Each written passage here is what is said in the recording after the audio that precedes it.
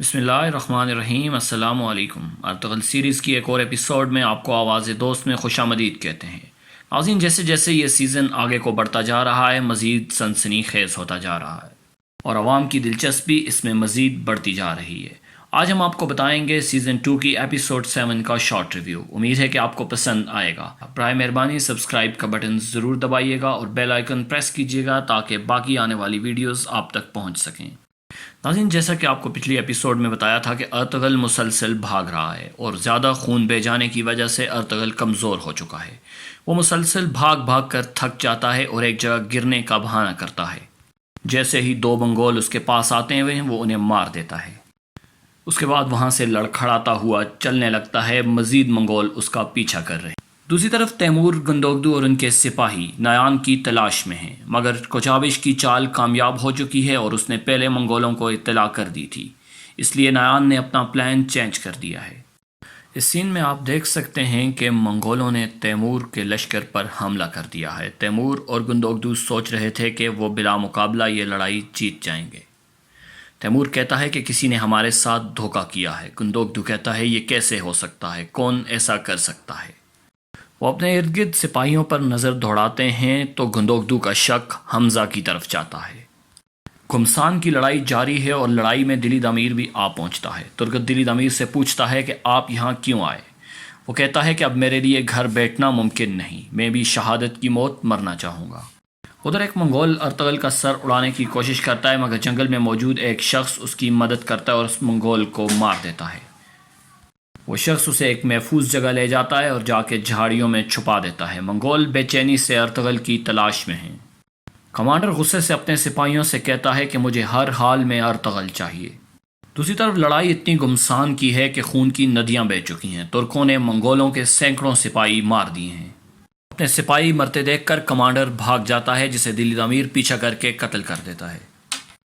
دلی دمیر اس کا پیچھا کرتا ہے اور اسے مارنا چاہتا ہے، مگر گندوگدو اسے روک دیتا ہے اور کہتا ہے ہمیں اسے زندہ رکھ کے اس سے پتہ کرنا ہے کہ کس نے ہمارے ساتھ بغاوت کی۔ دوسری طرف آئمہ خاتون اور سردار دونوں قبیلوں کے مستقبل کے بارے میں بات کر رہے ہوتے ہیں۔ آئمہ ایک دفعہ پھر سردار کا شکریہ ادا کرتی ہے۔ وہ سردار کو ارطغرل کی بہادری کے قصے سناتی ہے اور سردار اسے یقین دلاتا ہے کہ وہ ایک ایک دشمن کو چن کر مارے گا۔ اس سین میں آپ دیکھ سکتے ہیں کہ زخمیوں کی مرہم پٹی جاری ہے۔ منگول کمانڈر کو گرفتار کر لیا گیا ہے۔ تیمور اور گندوگدو غدار کے بارے میں بات کرتے ہیں۔ تیمور کہتا ہے کہ غدار ہمارے درمیان موجود ہے۔ کوچابش گھبرا جاتا ہے اور گھبرائے ہوئے کہتا ہے کہ حمزہ اور عبد الرحمن واپس نہیں آئے، وہ یہ جانتے تھے اور یہ جال انہوں نے ہی بچھایا ہے۔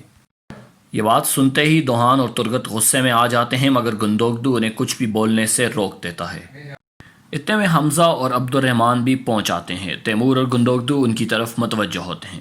تیمور گندوگدو سے کہتا ہے کہ تم سب یہاں سے چلے جاؤ، مجھے ان سے کچھ سوال پوچھنے ہیں۔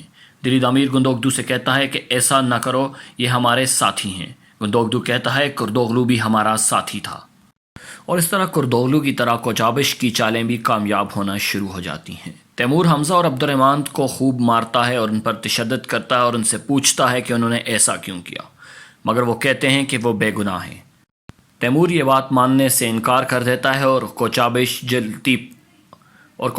جلتی پر تیل چھڑکنے کا کام شروع کر دیتا ہے۔ ترگت، دلی دمیر اور دوہان سے یہ سب نہیں دیکھا جا رہا، مگر وہ حکم ماننے کے پابند ہیں اور بڑی مشکل سے خود کو خاموش رکھا ہے۔ اتنے میں تیمور حکم دیتا ہے کہ انہیں گرفتار کر لیا جائے۔ دلی دمیر گندوگدو کے پاس آتا ہے اور اسے کہتا ہے کہ خدا کے لیے ایسا نہ ہونے دو۔ عبد الرحمن سلیمان شاہ کا محافظ رہا ہے اور حمزہ ہمیشہ ارطغرل کے ساتھ رہا ہے، یہ دونوں ایسا کبھی نہیں کر سکتے۔ ادھر عالیہ خاتون کی عورتیں اس کی چال کے مطابق کائی قبیلہ کی عورتوں کے ساتھ دن بدن لڑائی جھگڑے اور خوب بدتمیزی کرتی ہیں۔ عالیہ خاتون کائی قبیلہ کی عورتوں سے کہتی ہے کہ انہیں کام کرنا نہیں آتا۔ سلجان عالیہ سے کہتی ہے کہ ہمیں کام کرنا آتا ہے، لیکن ہمارے کام میں مداخلت کوئی نہیں کرے گا۔ وہ وہاں سے اپنی عورتوں کو لے کر چلی جاتی ہے اور کہتی ہے کہ جب تک ہمیں یہ یقین نہیں دلایا جائے گا کہ ہمارے کام میں کوئی مداخلت نہیں کرے گا، ہم کام نہیں کریں گی۔ عالیہ خاتون کے چہرے پر شیطانی مسکراہٹ آتی ہے کیونکہ اس کے دماغ میں اس وقت کچھ اور چل رہا ہے۔ دوستو، امید ہے کہ آپ کو ہماری اس ایپیسوڈ کا شارٹ ریویو پسند آیا ہوگا۔ چونکہ اس ایپیسوڈ میں زیادہ دیر لڑائی جاری رہی، اس لیے اس کا ریویو کم وقت کا ہے۔